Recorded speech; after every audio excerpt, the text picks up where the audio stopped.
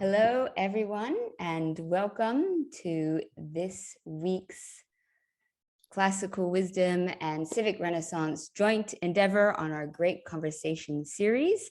I'm going to ask everybody, please keep your mics and cameras turned off. This is our modern day, if you're in the cinema and you have to be told to turn off your cell phones, this is what you have to do for Zoom calls. So first off, thank you everybody for joining us. As our usual program, we will have my co-host, Alexandra Hudson, introduce our excellent speaker for this week and start off our moderation. And then later on, I will take over for the Q&A. So without further ado, I will pass you on to Alexandra Hudson, the curator of Civic Renaissance, a newsletter dedicated to truth and beauty. Hi, everyone. Thank you again for joining us this afternoon for our conversation with Dr. Roosevelt Montas. He is the author of a wonderful new book called Rescuing Socrates, subtitled How the Great Books Changed My Life and Why They Matter for a New Generation. And so we're thrilled to be talking with him today about all things beauty, goodness, truth, the wisdom of the past, the value of the humanities and the liberal arts today to helping us live our lives well. It's my pleasure to introduce Dr. Montas. He is a senior lecturer in American Studies at English at Columbia University. He holds an AB and an MA and a PhD in comparative literature from Columbia. He was director of the Center for the Core Curriculum at Columbia from 2008 to 2018. And he specializes in American antebellum literature and culture with a particular interest in American citizenship. His dissertation was called Rethinking America, Abolition and the Antebellum Transformation of the Discourse of National Identity, which won Columbia University's Bancroft Award. In 2000, he received the Presidential Award for Outstanding Teaching by a graduate student. And he teaches now a course called Introduction to Contemporary Civilization in the West, a year-long course on primary texts on moral and political thought, as well as seminars on in American studies, including freedom and citizenship in the United States. He's the director of the Center for American Studies, Freedom and Citizenship Program, which is in collaboration with the Double Discovery Center. And he speaks and writes on history, meaning, and the future of liberal education, and is the author, as we already mentioned, Rescuing Socrates, just published by Princeton University Press. So we're very thrilled to have you, Dr. Montas. I think you're muted, so I'll ask you to. Okay, there we go. Okay. Perfect. So would love to hear why you felt that this book was necessary. Let's just start there. Thank you, Lexi. It's a pleasure to be here, and thank you, Anya, for putting together this forum where you have such important conversations. Well, you know, liberal education has always been under threat. Liberal education has always been one of the go-to places to cut when you want to streamline education, because liberal education has always been an education not for making a living, but an education for thinking deeply about what living is for. And there is always a sense that if what you are mainly concerned with is just making a living, then that should take precedence. So there's always people who have been arguing or who have been kind of eating away at the project of liberal education to replace it with more practical education. Now, in our moment, we are in a particularly difficult spot for liberal education. On the one hand, you have pressures that come from the outside, from the broader culture, from the fact that we live in a pragmatic, action-oriented, result, materialistic, consumerist society. So that college more and more is seen as a transaction in which you borrow a lot of money or pay a lot of money, and you end up with marketable skills that give you a leg up in the market. So increasingly, college is just seen as that. So that's like outside pressure. Then there are inside pressures on liberal education. Some of them are ideological, where people have increasingly lost appreciation or faith in the value of the tradition of scholarship and learning, aesthetics, ethical thought that has produced the modern world. Um, and sometimes that tradition is in fact not just not appreciated, but condemned as a contributor to modern forms of oppression, exclusion, subjugation. And there is this idea that is very, I think you can go as far as say that is dominant in the academy today, that this tradition is somehow tainted, that this tradition, that to study this tradition is to perpetuate values that are unjust and oppressive. So those are two things that in our moment are especially pressing in on liberal education. I wrote this book because I have spent a career as director of Columbia's program defending liberal education, and have learned a lot about the arguments, about the meaning of that kind of education. I've worked with dozens schools in the US and abroad facing the same questions. And probably most importantly, as the subtitle of my book suggests, my life has been shaped and transformed by the study and living with these books. So I felt that maybe I had something to contribute to the conversation. Maybe I was in a privileged position to comment on the arguments and to argue back, to make a case, not from a traditional elite group.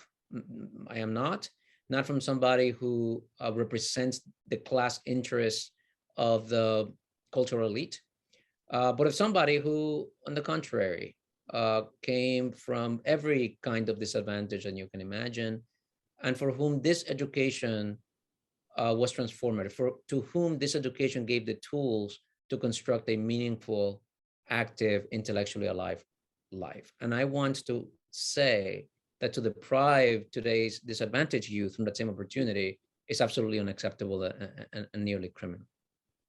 That's wonderful. Let's talk about your story for a second, Roosevelt. First of all, I think that's something that sets your book, Rescuing Socrates, apart from a lot of other books in this sort of declinist genre. A lot of books have been written about why we need to save the liberal arts and revive the humanities. And they tend to be at the level of the intellect. And yours, I think, kind of gets to the level of the heart because you are so vulnerable. You share really candid, really gritty parts of your life and your experience in a really beautiful way that makes it meaningful, and people can connect with that. People of all backgrounds. So let's talk about your story for a second. You came from the Dominican Republic when you were young. You came to America. You came to Queens, and I love this story because it's such a great metaphor for kind of the way in which our society lacks or does not value the wisdom of the past as it should, but you find a copy, a collection of the Harvard classics. This, what was it, it was like an early great books, or maybe the first great books kind of canon set. You find it in the garbage can, right? And you can't take them all home because you don't have space for it, but you choose 2 volumes, one of them of which is full of classical authors, including Marcus Aurelius and Plato. And that was your introduction to the life of the mind, the great conversation, the great books as a concept. So tell us why that was an important part of your life, because you go on to say how that was your introduction, and then your book, you talk specifically about 4 thinkers that were particularly meaningful to you: Augustine, Plato and Socrates, Freud, and then Gandhi as well. So tell us about how Plato specifically, what opened your eyes and kind of was that powerful foray into this world that you never looked back from. Yeah, thank you, Alexi. Let me frame the moment when I found this book, as you said, in a garbage pile. My neighbors had thrown away a bunch of books, and there I went on the Harvard classics. I have a volume sitting over there on my shelf. I do too, on my shelf too. Yeah, and they're beautiful books. They're gilded edged. They are hardcover, kind of faux leather. They're the kind of book that is kind of built to be looked at in a bookshelf. That is, they have a kind of stateliness about them. So they just caught my attention. I had come from the Dominican Republic to New York City 2 days before my 12th birthday. And I grew up not just in the Dominican Republic, which is and was then a third world country, but I grew up in the mountains. I did not have access to many of the amenities of modern life. I did not grow up with television or stove or telephones, water. I remember when we got running water. I remember when the town's roads were paved. So I was very much in a different world. When I then landed in New York City in 1985, in the middle of just as I was beginning to enter my adolescence, not speaking English, poor, came just with my mother was here 2 years ahead of us, was working in a minimum wage factory job from which she was fired shortly after we arrived. So we were pretty kind of destitute. And it was in my sophomore year of high school. So I had been in the United States now 4 years when I bumped into this book. And my English was barely good enough then to read this with a dictionary. Here's what caught my attention. You had this old man, Socrates, who is brought to trial and ultimately condemned to death for the activity of asking questions, hard questions about fundamental things, about what is justice, what is beauty, what is love, what is piety, most importantly, what is the good life and how do we live it? And those questions seem to me the decisive questions in my life. That is, I was in a moment of complete cultural disarticulation and economic marginality. Yet it seemed to me that if I was ever going to get out of that, it was through those questions. It was by finding answers that were satisfying to those questions. This book also, I was reading it in the hallway of my high school one morning, and a teacher walked by and saw me reading this book and said, what are you reading? And I showed him. This teacher turned out to be himself Greek and a Greek immigrant. So he always used to joke that Plato and Aristotle were his uncles. And that started a relationship between him and I that turned out to be also decisive in my life. He continues to be a close friend and a mentor. It was he who encouraged me to apply to Columbia University. He was the only person to read my statement and to help me put an application together. So the book opened up that relationship as well. So it introduced me, to put it in very simple terms, to the life of the mind. It introduced me to a source of dignity, of self-worth, of value, of a life that was full of adventure, excitement, and satisfaction, that was not constrained by my material limitations. It showed me that I was not confined, I was not limited by my material conditions, that there was a way to live a life that was full of meaning, full of agency, full of value, full of wisdom, full of depth, that I could not be stopped from achieving by the fact that I was poor and didn't speak English and did not understand much of what was going on in the world around me. That's wonderful. And it's interesting how you shared in your book that your father, he kind of took a voluntary vow of poverty. You mentioned that there were opportunities for him to perhaps raise your family's standard of living a little bit, but he chose not to, as if poverty was some sort of virtue. And I think we might find, maybe this is unconscious, but he definitely has a historical analog in Socrates himself, who voluntarily took this vow of poverty. He despised the vision of Platonism as the world of ideas and elevating the life of the mind and the soul above the material. And this is Plato's Phaedo that you eloquently discuss in your book, that the material is a distraction from the life of the mind and the highest, most beautiful things in life.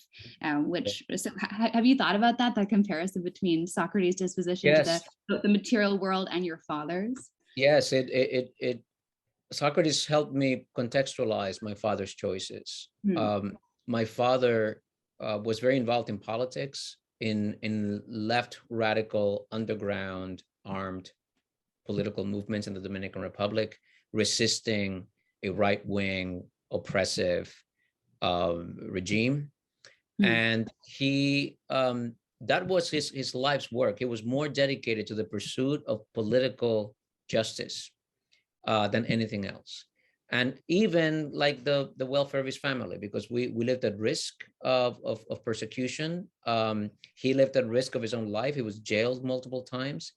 And many people really criticized him for the kind of neglect of his family that occasioned, and by the fact that he could have easily, there were people out to buy him. That is, there were people who would have very happily given him a political appointment, well-to-do, influential, if they could just shut him up. But he would not do that.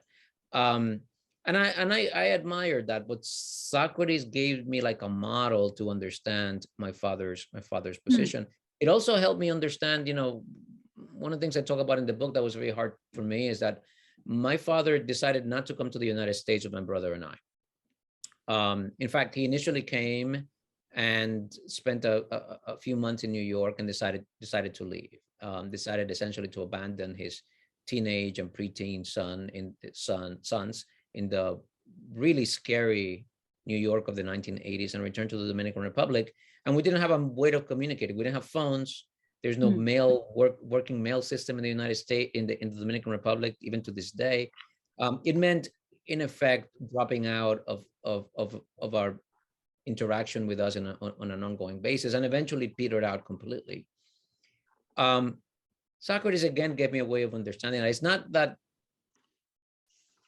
my father made the right choice, and to this day I don't know if he did, because he had another family in the Dominican Republic, and he had to choose what life he was going to live.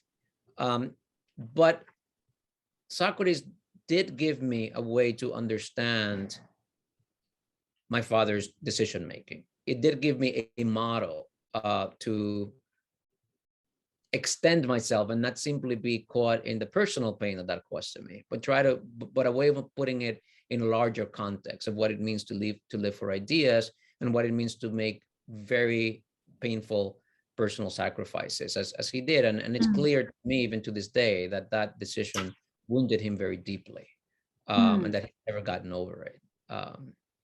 Anyway, that's a little bit too personal, but I guess one thing I want to illustrate is that these books are real, and they have a real impact in the way that we live our very individual lives.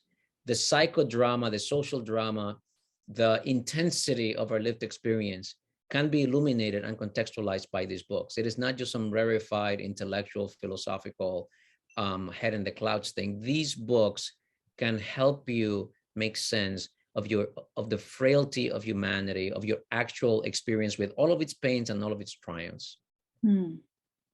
Thank you.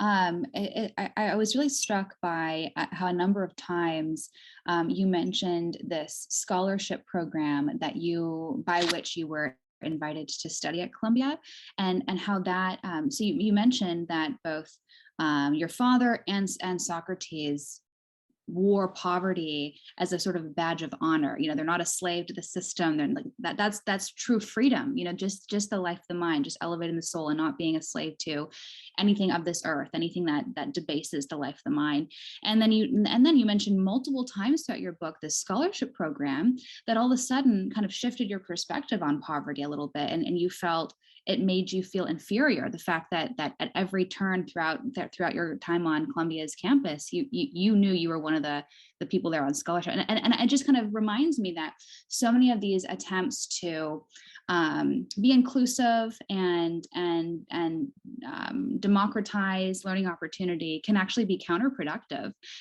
in some ways, as your experience shows. That you never thought necessarily that your poverty was anything bad until you're on college campus, and it's made clear to you you're different every step of the way. And part of your whole project, as I understand it, is democratizing learning opportunities to engage the great books and engage the great conversation. And that's part of what you do, what you spend your summers doing, is teaching these great books to low-income students to show them what you learned yourself the hard way, that these books can give you meaning and help you enrich your lives. So I want to give you an opportunity to talk about that experience being on Columbia's campus as a very elite academic environment at a young age, and then also why and how that informs what you do now with your volunteer efforts with low-income students, teaching them great books. And tell us more about that program. And I'll link to it as well so people can learn more and possibly support it too. Great. Thank you. Thank you. So I came to Colombia through a program called the Higher Education Opportunity Program. It's a New York State program that provides financial aid and academic help to students who are both extremely financial needy and academically at risk. And that was me. I was academically at risk in many ways, notable among which was that my English wasn't still quite up to par. And I was certainly economically needy.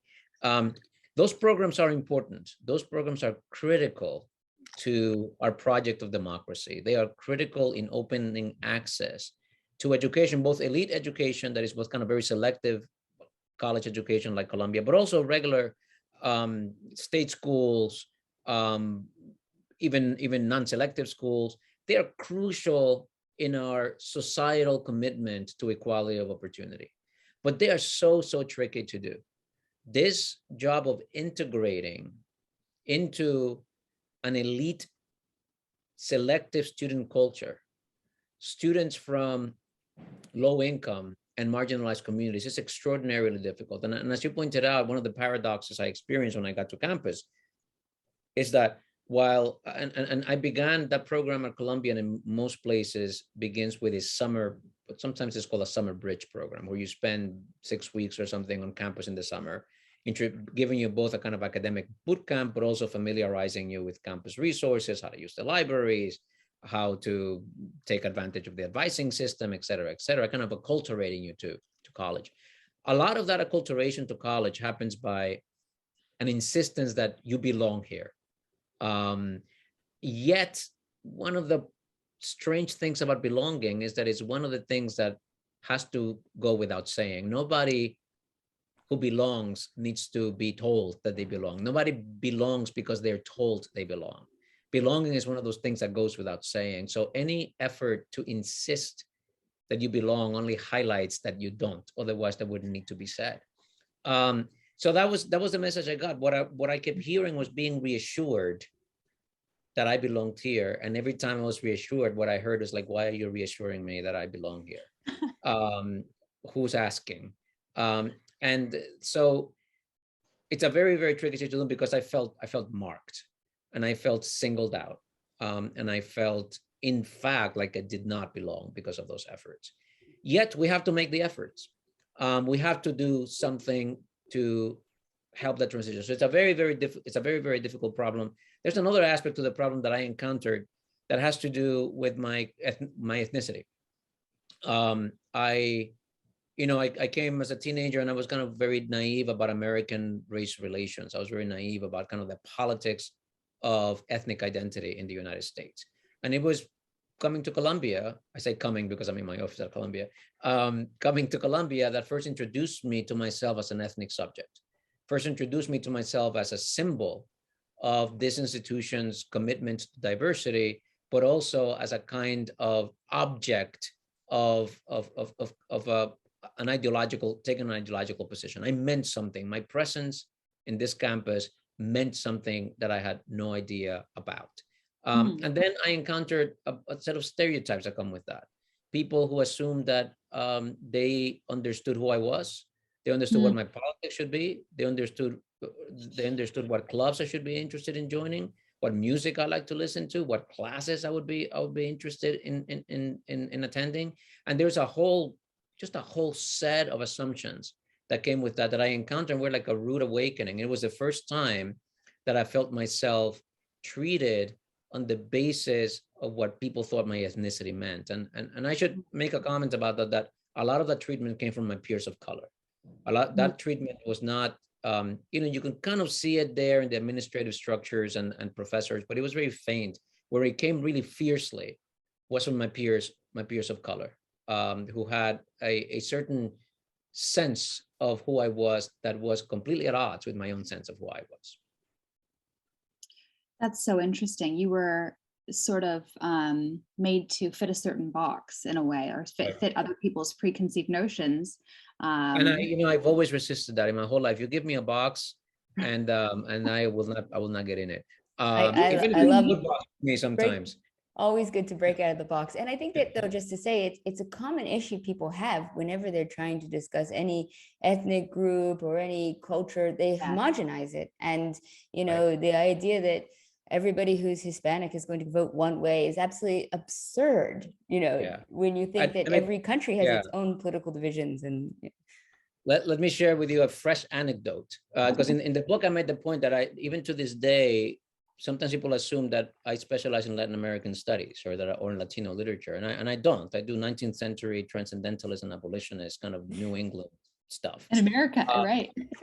This earlier, no, at the end of last week on Friday, I was in New York on public radio on a very important and great morning talk show in New York City area, and I spoke to one of the producers earlier in the morning. I was on in the kind of late morning to go over my my title and kind of the details. And I'm a senior lecturer in the Center for American Studies. By the time that I got to the host a few hours later, I was introduced as a senior lecturer in Latin American Studies. Oh my God. And it was just an example of this thing that I'm talking about. Between my conversation, that word Latin got put in there, and I've just never done anything that has to do with Latin America scholarly wise. It's simply that I am from Latin America.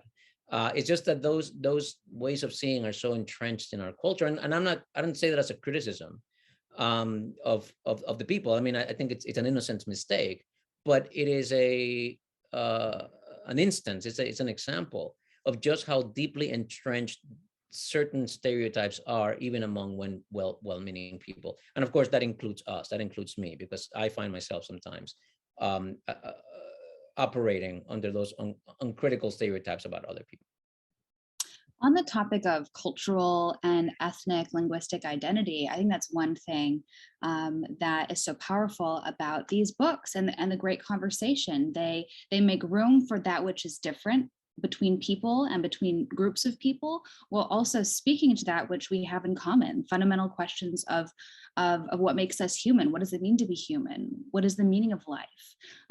Why are we here? Where are we going? All these kind of existential questions and many other kind of primary foundational questions, which is what you get at in your book. And so is that kind of how do you approach that kind of that question of the one and the many with how you teach these great books to the students that you teach great books to at the summer program?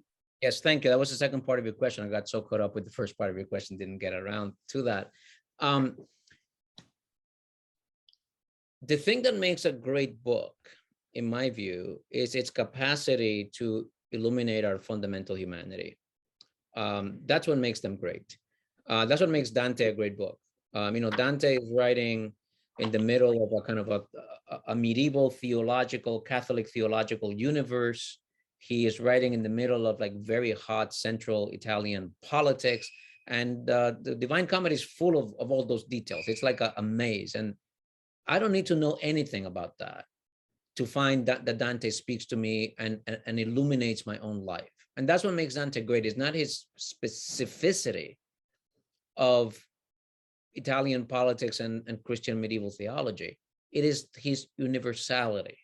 Mm-hmm. And even though I'm a person of color and I am Dominican, Dante is not further from me than he is from my friend who's an Italian American. The fact that my friend is an Italian American makes him no closer or no further to Dante than I am. And the same goes for my low-income students whom I teach in the summer, right? So I started this program called the Freedom and Citizenship Program. We started this program now over 10 years ago. And every summer we bring onto campus, initially it was 15, now it's 30 or 45, depending on the year. So we bring this high school students to live on the Columbia campus. They are all from low-income families. They're first generation to want to attend college. They live on campus for a month. They take a great book seminar with me, and when we sometimes we break them up so that other instructors, they have a small class experience, but I always teach at least 15 of them. And we read Plato, Aristotle, Hobbes, Locke, Rousseau, and etc. The reason that I teach those books to them is because those books speak to their humanity.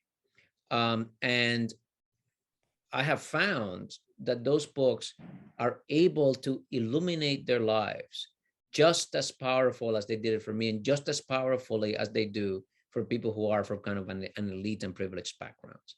There is a widespread and an intellectually and culturally condescending paradigm in higher education that those students who are low income and often racially marked, that is often from ethnic minorities, that those students somehow need to be given a different sort of education than other students, that somehow the elite forms of education that are appropriate for white privileged students are not appropriate for those students.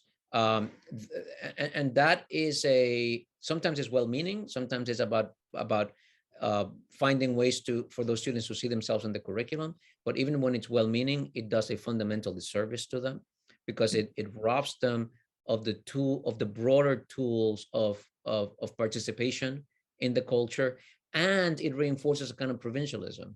It is liberating to see yourself in Plato. It is liberating to know that the specific historical conditions of deprivation that you might have experienced need not be impediments to access to this source of cultural wealth.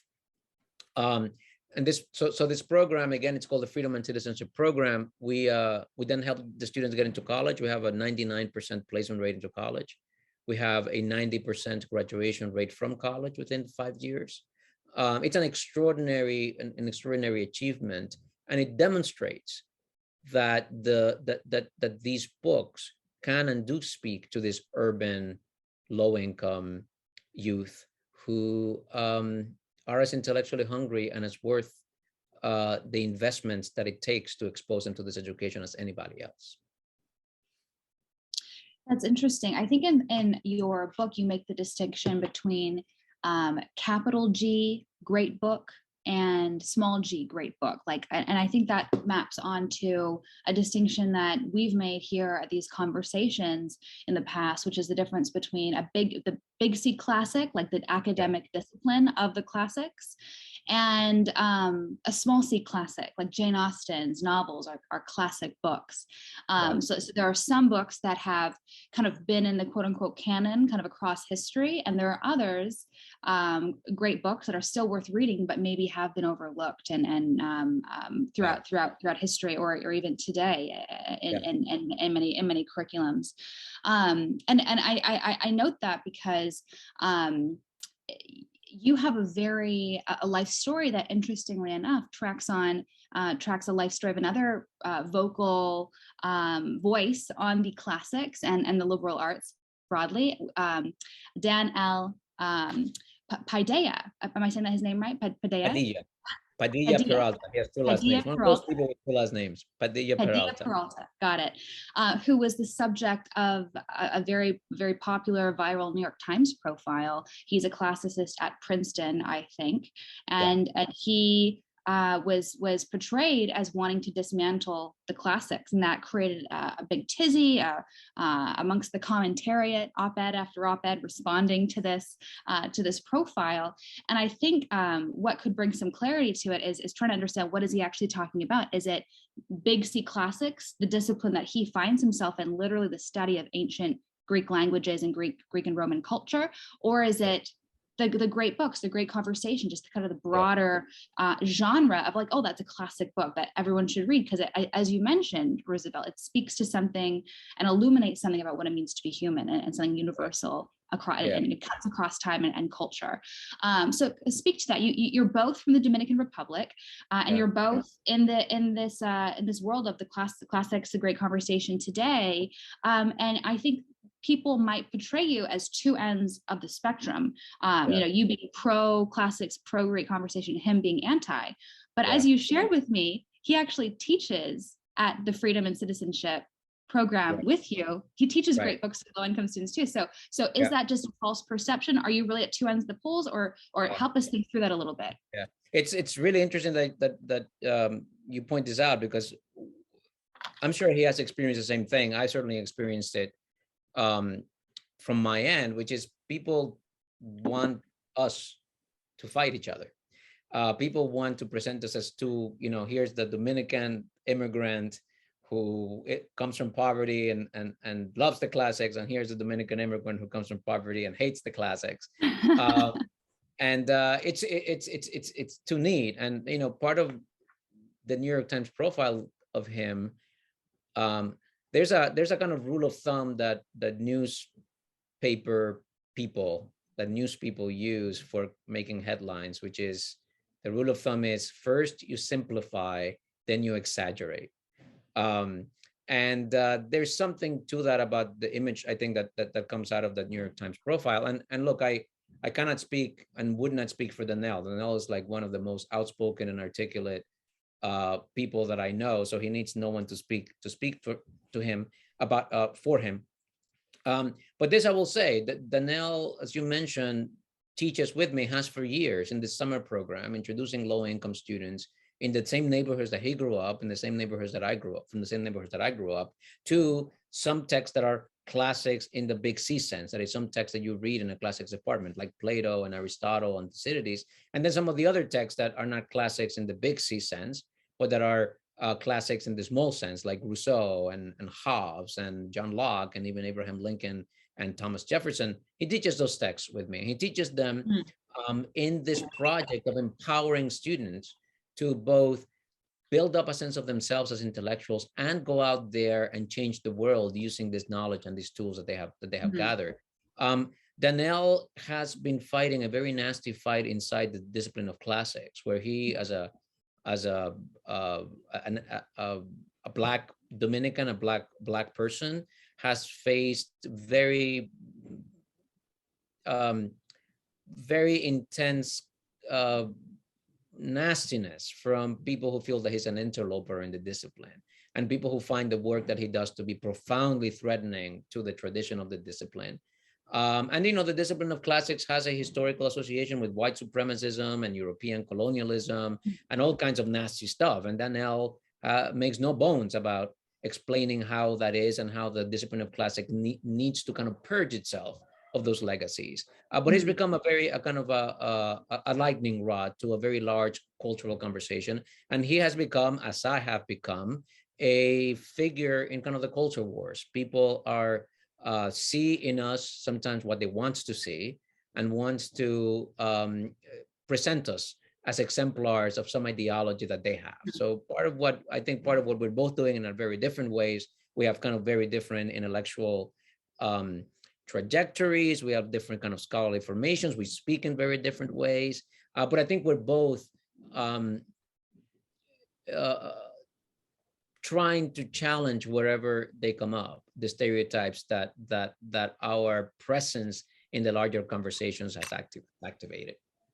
Wonderful. We're going to turn to questions in just a moment. So if you've had questions on your mind, put them in the chat, and Anya will be facilitating that shortly. And I know there have been many thoughtful questions already put in the chat, so please keep those coming. We have an event coming up with a classicist to discuss whether the study of ancient languages of ancient Greek and Latin is actually essential to the discipline of the classics. And of course, okay. I think that you might say, Roosevelt, you don't need to know those ancient languages to benefit from reading classic books, big C or small c. That's right. But I think I would make a very important distinction, which is the distinction between being a scholar in those fields. Yeah. Right. I think if you're going to be a scholar in those fields, you're going to go to graduate school. If you're going to be a contributor to that scholarly conversation, then you do need access to the classical languages. If you're an undergraduate who wants to major in the classics, that case is more difficult to make, because one of the things is, if you make the classical languages prerequisites to that, you have essentially disqualified the vast majority of public school students and low-income students and marginalized students from access to the classics. So it creates this huge barrier, so that you're essentially only admitting into the major people who went to high schools where they studied the classical languages. So that's a serious question for institutions to grapple with, and it's not a straightforward answer. I don't think it's, it's at first it might sound like it's an obvious answer. Obviously, if you're going to study the Greek and Roman classes, you should know Greek and Latin. But the question can get more complicated than that when we think about undergraduate education. Absolutely. I know it was the case that higher education in America and in Europe, it was a requisite, and you could only speak Latin in the classrooms. That's just the way it was. But there's also historical analogs of people coming down on the other side of that question. Augustine, who you profile in your book, famously hated Latin. Greek. Hated Greek. Yeah. Yes. Yeah. He's like, I give up. Yeah. And he had traumas. Talk about childhood traumas coming back to haunt us later in life, as you discuss in your book. He had traumas of a teacher early on who forced Greek on him, and it just made him hate Greek his whole life, and he never touched it. So I think that reasonable minds can come down on both sides of that question. But to Dan L's point, maybe there is room to discuss reforms to the discipline in a way that is more inclusive and equitable. So with that, let's turn to questions, and I'll turn it over to Anya. There are some really thoughtful questions that have been thrown in, and please keep questions coming if there are things on your mind that you'd like to contribute or ask Dr. Montes. Thank you, Lexi, and thank you, Dr. Montes, for starting us off. You can all call me Roosevelt, please. Okay. Well, Roosevelt. Well, I wanted to give everybody a chance to keep adding in some comments and some questions, but I wanted to start off with another point that you mentioned in the Augustine section of your book, in which you wrote, "In what way are they right?" And I just wanted to say that was something I really appreciated, because I think now we have a kind of a culture where everybody's trying to find in which way someone is wrong. And they're trying to find why we should cancel somebody or why we should disqualify them. And you're just not going to find anybody in history that is going to be perfect. So, but what we want to seek is the human truths, is the universal, is the profound. And so if we can ask the question, in what way are they right, rather than what way are we wrong, then we can find those kernels. So I just thought that was like an excellent question. I wish everybody, if there was one thing to take away from your book, among many things, I hope that they could take away that question. Thank you. Just to expand 1 minute, and that is, everybody in antiquity who had access to the tools of intellectual production such that they wrote stuff that we inherit now, everyone was morally compromised. They lived embedded in systems of exclusion and oppression and subjugation of women, and violations of ethical norms that we now think are absolutely unacceptable to violate. That's the case for everybody there. And something, in 20 years and 50 years, we will find ourselves clearly to be on that same boat. Everybody who's listening to this program, everybody who reads my book, everybody who's read the text that I discuss in my book is part of a global cultural elite and is embedded in systems of exploitation and environmental degradation and violence to animals, et cetera, in ways that we will probably in the future find morally unacceptable. Yeah, none of us are perfect, unfortunately, on top of all of that. Yeah, and another thing that you comment on as well with regards to the classics, just to go back a little bit, is the thought that for most people who haven't experienced the classics don't feel that they've missed it either, that it's something that has to be introduced before anybody could even know that it's there. It's the I don't know what I don't know kind of segment. So how, in light of this, can modern society can come to appreciate the value of ancient history if they don't even know that they don't know it? Yeah, well, we have to make it available as part of general education. This is kind of the big subtext of my book, is that universities are failing to introduce students to this tradition of learning through their general education programs, and that in doing that, they are failing at a basic mission of the university. And sometimes my colleagues, my PhD is in English, I teach humanities, and sometimes my colleagues get upset when I say that I don't go out advocating for liberal arts majors. I love liberal arts majors. I was a liberal arts major myself. I teach them. But my advocacy is not for people to major in liberal arts. My advocacy is for every student, regardless of their major, to get a liberal education. And we have in American universities, and this is not the case in European universities or in most Latin American or Asian universities, but in the United States, we have a tradition of a bachelor's degree that contains about somewhere usually between 20 and 30% of general education courses. Sometimes they're called distribution requirements, sometimes it's called a core curriculum, but these are courses not in the major that are supposed to prepare students with general skills and knowledge and perspectives. And it is that tier in the curriculum that we need to be to make the vehicle of a real liberal arts education, and we're not doing that. And so one of the kind of questions that comes up for yourself many times, and that we have from the audience as well, that while they agree with the importance of a liberal education, I think it was Stuart said, most students are not going to become Columbia professors. So I would appreciate some discussion of Thank why God. these books are important for everyone, including those who might not even go to college. Yeah, great. Well, my book exemplifies that. The books are important to me, not because I am a Columbia professor. And in fact, if you look at the four writers I write about, St. Augustine, Plato, and Aristotle, Freud, Gandhi, those are books in which I have no scholarly credentials or expertise. I can't read the languages they wrote in. I can't read Greek, and I can't read Latin, and I can't read German, and I can't read Gujarati. These are books that impacted me, not in my academic professional career. They impacted the way I lived. They impacted the way that I grappled with who is my father and who am I, and what does it mean to be an American, and what does it mean to be a poor person, and what does it mean to be an ethnic person in the United States, and what does it mean to love someone and then divorce that person? What does it mean to have children, etc.? These are questions that I live with and that we all live with, and the value of these books is not in their scholarly implications. The value of this book is the way that they help you orient yourself before your basic humanity. The students that I teach in the summer, for example, as far as I know, none of them has gone into academia, and I've taught, I don't know, maybe 300 students in the last decade. We have lawyers, we have doctors, we have politicians, we have community organizers, we have editors, we have all kinds of things. As far as I know, no one has gone into academia, and that's not the point. I hope some of them eventually go into academia, because it's a good thing to have some academics in society, I think. But debatable. That's really not the point. The point is that these books are important simply as means to cultivate our humanity, regardless of our profession. And I guess another thing I want to emphasize is that it's not for the Ivy League, it's not for the privileged, it's not for the excellent student, it's not for the outstanding student.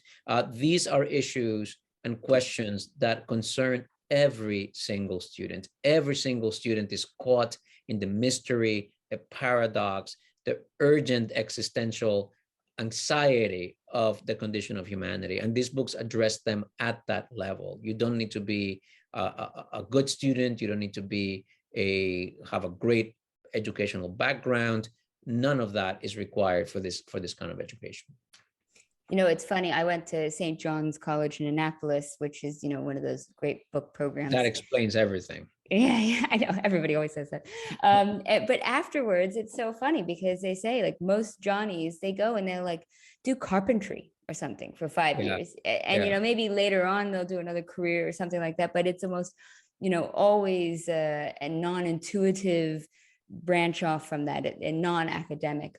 But there's another point with regards to liberal education that you make in your book with regards to in ancient Athens. It was meant to prepare citizens for civic responsibilities. And this is another point. I mean, especially now in America, and the ideas of democracy are kind of coming up again. And, I myself live down in South America, so people are used to talking about these things. But is there a particular need right now in America for people to study more the liberal arts and humanities, and in the UK, and to be honest, all throughout the world, with regards to the state, to the government, to understanding our role in it, and democracy in general?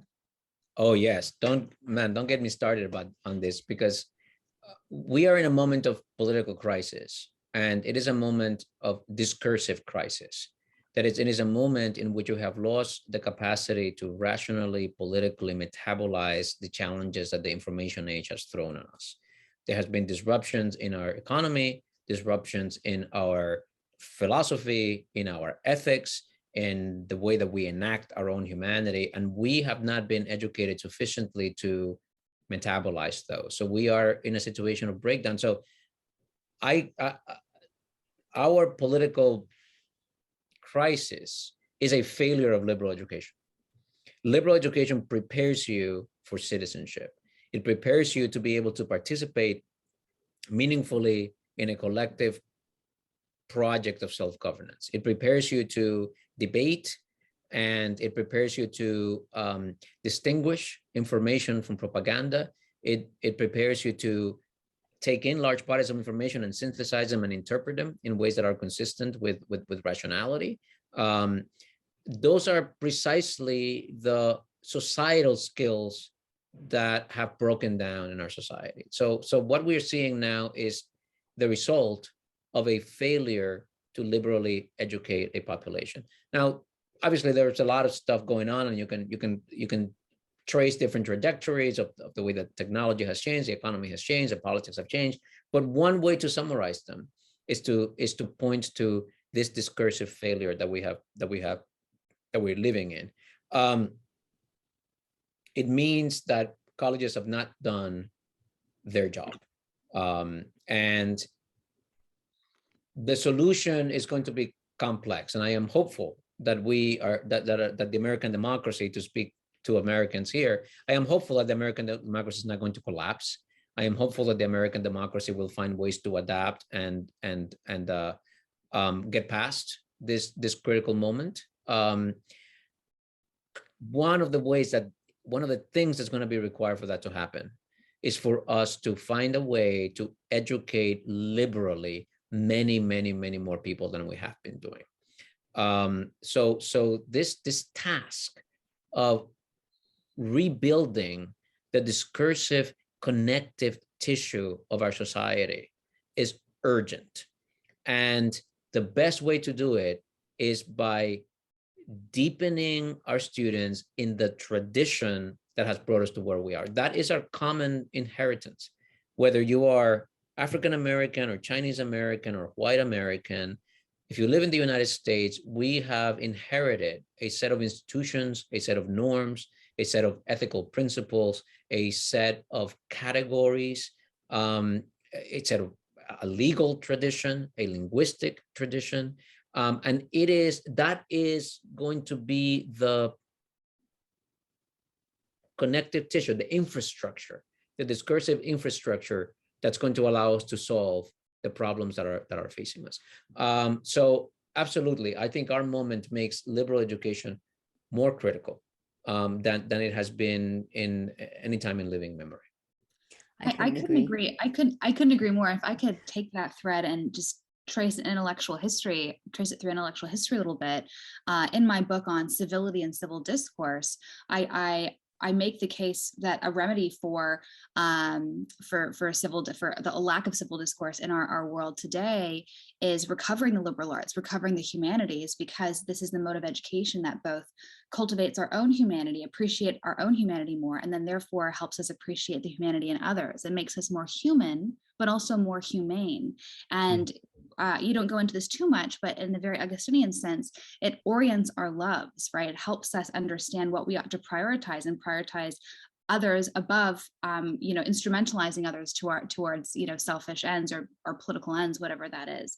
And that goes back to the Greek concept of paideia, this mode of education and culture that sought to cultivate the richness and fullness of our humanities, that we might, it was a mode of education for the elite, for men only, because they were all going to be members of the Athenian democracy, right? It was education to prepare them for for public life, and that concept of paideia found expression in ancient Rome in the concept of humanitas. And again, that Cicero writes about, again, this education that softens the rougher edges of our nature, cultivates our humanity, and helps so that we can bring the best and fullness of ourselves to public life. Again, this was only for the elite, only for men primarily throughout, especially in those classical eras, but especially for and most of human history as well. And I love the line of Robert Maynard Hutchins, who was a linchpin in the U Chicago Great Books project, that said the best education for the best is the best education for all. It's absolutely true that this mode of education has been for the elite, because they were the ones who had the time, they're the ones who could read, they're the ones that had the capacity to do that, the ability to do that, not capacity.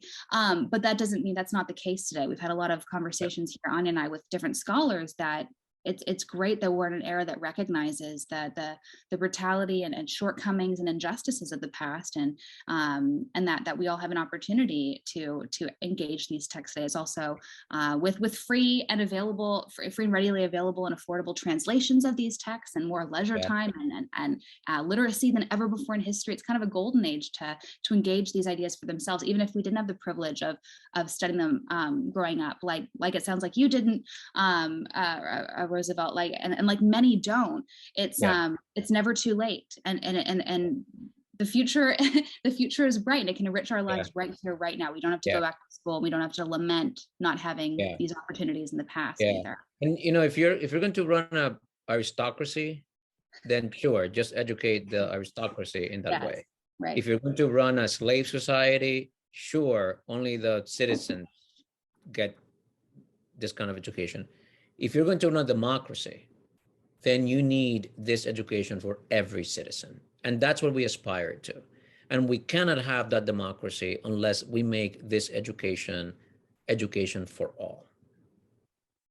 No, I think it's wonderful. Just to say, because I want to get back to some of the questions, because I know we have a very hard stop, unfortunately. But it's something Lexi and I have been working on for a while, and we have a conversation with so many people that it's about continuing the great conversation, that everybody is taking part of this, and that people really from all walks of life, from all over the world, can learn something. And just to read one of the comments from the chat from Kate, because a lot of people have been commenting on how beautiful it is. She said, "This is the heart of the work I'm doing now. Liberal education is crucial and a joy for kids of all ages. I read Plato to my kids under a tree in Botswana when they were young, and they were blown away. Socrates spoke directly to them. It's all about humanity, no matter where and no matter how old." So Absolutely. I think it's beautifully said. Now I would like to get to another question if I can, because I know we could probably all talk about the conversation for it's so meaningful, but to get to some of the practicalities, because I know that's what people want to learn about as well. This one has said, we are planning a K-8 classical Christian school on the south side of Tucson, Arizona, an area that is Spanish speaking and economically disadvantaged. We're hoping to reach students from a background that sounds similar to yours and who also thrive through a liberal education beginning in the early years. My question is, are there any authors or works that you would suggest from the Latino culture that have contributed to the great conversation that we ought to put in our curriculum? She also adds, by the way, I read and loved your book. Thank you for writing it. It's inspiring us in planting this school. Okay, thank you. First of all, I even though that's my cultural heritage, Spanish speaking, it's Caribbean, and it may be different. I don't know what the Hispanic population is in Arizona, but it could be largely of South American origin, or if it's kind of original Mexicans, right? When Arizona was part of Mexico, there are many families there that were Mexican before they were American, and were there before the most Americans came from Europe. But there are texts in Spanish, kind of that are part of this tradition. Sor Juana Inés de la Cruz, which is notable because she's of course a kind of a woman mystic, but a very profound philosophical thinker. Of course, in Peninsular Spain, you have Don Quixote, which is you can't overstate the importance of Don Quixote in world literature, and there's a whole 17th and especially 17th century kind of Spanish Renaissance. So there are a lot of writers there. As you get into the 19th and 20th century, you get Latin American writers. So the 20th century canon is full of voices from Latin America that are hugely important and of the stature of any canon that you can conceive of. So there's a lot. I am not a K through 8 expert, so I don't know what texts are most appropriate at that level from that tradition. So I kind of have to dodge that, except to say this, and I think it's implicit already in the question, that the great questions of humanity do not come in prepackaged cultural traditions. That is, they cut across cultural traditions. So I think it's important to engage to some extent what sometimes is called culturally responsive teaching. That is that you take account of where the student is. That's just smart pedagogy, and you use that as a way to broaden their perspective. So once you do that, and that is kind of culturally sensitive, that aspect of pedagogy. But I don't have a specific set of recommendations of text to be used in that context. I might add, personally, I'm a big Borges fan, and so I always bring up Borges. And so for something that might be fun for younger kids might be The House of Astrion. And you get because he delves so much on the classics, you could kind of get through Borges, opening up the world of classics. And there's some fantastic short stories that are like the story of Homer, and seeing the Minotaur from his perspective, as I was saying. Right. So, or another one I might even say is like, you think of the recent movie Encanto. For me, it was like Gabriel Garcia Marquez's, 100 Years of Solitude through and through. Right. So that might be like a fun way to touch in. And then, from there you can get generational fiction and things like that. But great. That's just some of that off the top of my head. But another question we have is, do you have any comments about the Great Books organization as founded by Mortimer Adler with your book, and how adults should approach the Great Books? I mean, not much. The Adlerian, I guess maybe it's the adjective project, drew a lot of fire for two reasons. One, because of its kind of profit motive. I think people are very concerned about using education to kind of sell and to kind of merge the kind of business entrepreneurship with classical learning. I don't have that much of a problem with that, but it's gotten some heat for that. The other reason why it's gotten heat is because of a kind of more restrictive notion of the canon that we would have now. I think Adler was trying to had a kind of encyclopedic impulse. He wanted to okay, this is the material. These are the books. These are the questions. This is the range of topics. So I think today we would look at that with skepticism and not want to, not even attempt to put such a clearly defined straitjacket around the tradition. So that's that. But those, frankly, are kind of minor problems or minor objections. I think the bulk of the impulse, which is to make accessible to everyone these books, these discussions, these questions, these conversations, I think that's extraordinarily powerful, and there is a hunger for it today. Adults, professionals, business people in the health professions, people in even in the service industries who don't find that there is an aspect of their existence, a kind of intellectual, philosophical aspect of their being that is not being engaged with in their making a living, in their livelihood. They are craving this kind of conversation. So I encourage book clubs, discussion groups, seminars. There are various kind of university adjacent projects, the Clemente course, the Catherine project that Zaina hits at St. John's has launched, and there are a number of other your own set of conversations that you organize. To me, these places are critical to maintaining, nourishing, feeding the tradition, and addressing the deep questions. Universities are not doing such a good job with those. The universities have been taken over by specialized disciplinary concerns. They're like in a competitive market for students. They have been taken over by a kind of corporate, sometimes called neoliberal mode of organization. So the universities, I'm sad to say, are not at the forefront of doing this cultural work. And I think that they're not pulling their weight. I dedicated my life to increasing how much of their weight they pull. But it's certainly not the only place that we should look to for this kind of cultural work. This is something that Lexi and I have been talking to quite a few different people over with, including Zena and James Hankins, and quite a few projects of finding the classics and the humanities outside of the classroom. So it's something I know we both, and I like to say all three of us, clearly passionate about. So I like it. It's a good fight.